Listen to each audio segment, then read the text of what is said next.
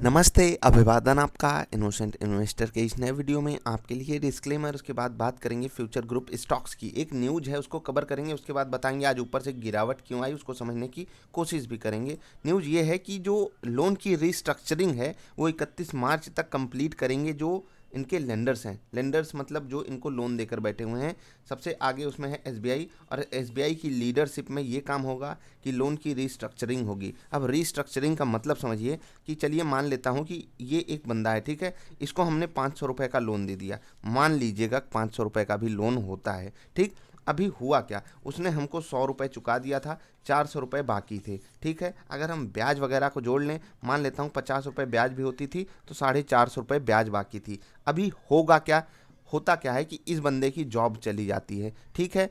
अब इसके पास source of income नहीं बची। अब ये बैंक को रिस्ट्रक्चरिंग करने के लिए मतलब एक बार रिक्वेस्ट कर सकता है या बैंक में अपना एप्लीकेशन दे सकता है कि भाई साहब हमारे पास सोर्स ऑफ इनकम नहीं बची, हमें माफ़ी दीजिए, हमें कुछ मतलब हमारे साथ कुछ ऐसा कीजिए कि जिससे हम बच पाएँ, हम आपको चुका पाएँ, हम एनपीए नहीं होना चाहते, मतलब इस तरीके की बात। यही चीज़ फ्यूचर ग्रुप के साथ हो रही है। अभी एग्जैक्टली होगा क्या कि जो बैंक है, मान लेता हूँ एसबीआई है, ठीक है। एसबीआई क्या करेगा, बोलेगा भाई साहब हम आपका 50 रुपये जो इंटरेस्ट था चलिए उसको माफ़ कर देते हैं। आपका जो टेन्योर था, मान लेता हूं कि आप 5 साल में चुकाते लोन, हम आपका 7 साल कर दे रहे हैं, 8 साल कर दे रहे हैं। मतलब ऐसी हेल्प जो बैंक अफोर्ड कर सकता हो, मतलब एग्जैक्टली जो पैसा दिया गया है उस पे नहीं, उसके अलावा बहुत सारी चीज़ें जैसे कि जो ब्याज लगी है चलो एक बार के लिए उसको माफ़ कर दिए। देखो ये भी बैंक का एक तरीके से लॉस है, हम आपका टेन्योर बढ़ा देंगे, ठीक है। ईएमआई इससे ऑटोमेटिकली कम हो जाएगी, ठीक है। जो सर्विस चार्ज वगैरह है ये सब कम कर देंगे, जो एक्स्ट्रा फीस लगाई गई है, जुर्माना लगाया गया है, ये सब हम आपको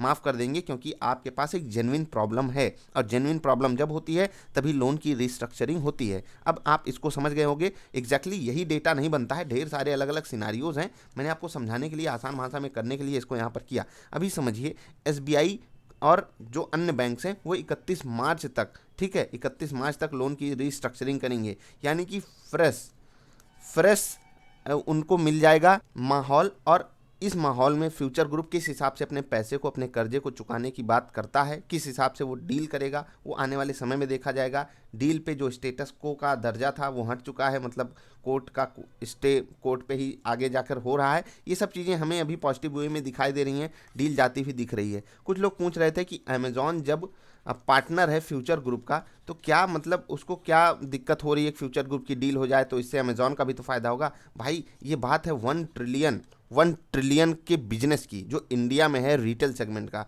और इसलिए अमेजॉन वहाँ पर अपने नाम का परचम रखना चाहता है, इसीलिए ये बात कह रहा है। बाकी फ्यूचर कूपन में अमेजॉन की हिस्सेदारी है, जो कि बहुत अच्छी चीज़ है। फ्यूचर ग्रुप का एक बार के लिए आप कह सकते हो अमेजॉन पार्टनर है, ठीक है। फ्यूचर ग्रुप का अमेजॉन एक तरीके से पार्टनर है, उन उसमें इन्होंने इन्वेस्टमेंट किया है और उसी बेस पे तो लड़ाई ये कर रहे हैं, उसीलिए इनके पास लड़ाई करने का हक भी है।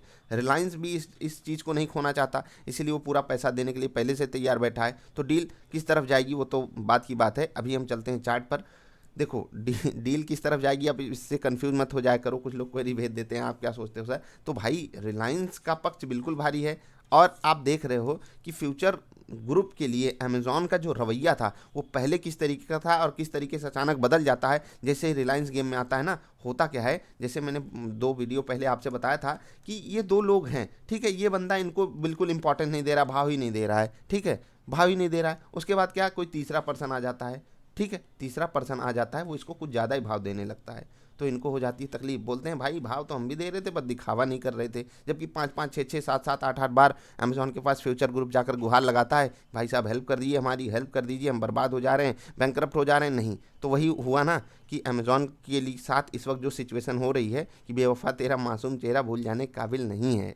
बताया था ना आपको उस वीडियो में, वहाँ पर जाकर अच्छे से समझिएगा। यहाँ पर अब और बातें करते हैं चार्ट पर चलकर। चार्ट पर हम आ चुके हैं। फ्यूचर ग्रुप का कोई भी आप स्टॉक आज उठाओगे तो ऊपर से प्रॉफिट बुकिंग आई है। और मैंने आपसे एक चीज़ आपको, जब ये अपर सर्किट से पहले ही जब न्यूज़ आ रही थी, आप जाकर इस दिन वाली वीडियो देखिएगा, ठीक है।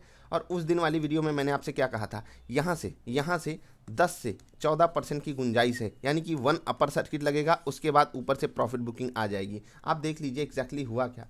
कोई भी स्टॉक आप उठाकर देख लोगे, आज ऊपर के लेवल से सेलिंग आई है। और ये सेलिंग किस तरीके की है उसको समझिएगा। यहाँ पर हुआ क्या, यहाँ पर 10% का अपर सर्किट लगा, ऊपर जो 4 से 5% की गुंजाइश थी उसको इसने आराम से ब्रीच करने की कोशिश की लेकिन कर नहीं पाया और ऊपर से भयानक से प्रॉफिट बुकिंग आ गई। चाहे फ्यूचर एंटरप्राइज लिमिटेड कहीं भी किसी भी स्टॉक में आप देखोगे ऊपर के लेवल से एक छोटी सी प्रॉफिट बुकिंग आई हुई है, कहीं कहीं बड़ी हो गई जहां मोमेंटम बड़ा आया हुआ था। यहाँ पर आपको क्या करना चाहिए, स्टेबिलिटी दिखाइए।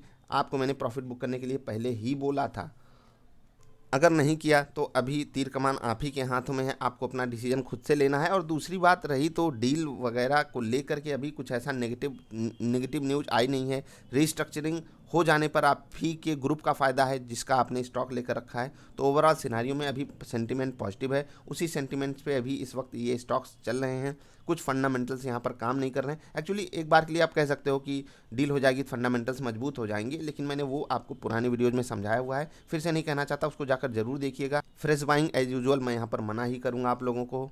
आप क्या सोचते हो लोन रिस्ट्रक्चरिंग के बारे में और इस डील के बारे में नीचे बताइएगा। हम मिलेंगे फिर से, वीडियो पसंद आई तो लाइक कर देना। Bye bye.